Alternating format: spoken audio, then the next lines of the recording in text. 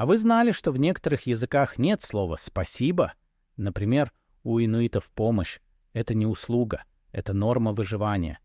Ты делишься едой, потому что завтра можешь оказаться без нее. Ты помогаешь, потому что иначе община не выживет. Благодарность выражают не словом, а поступком.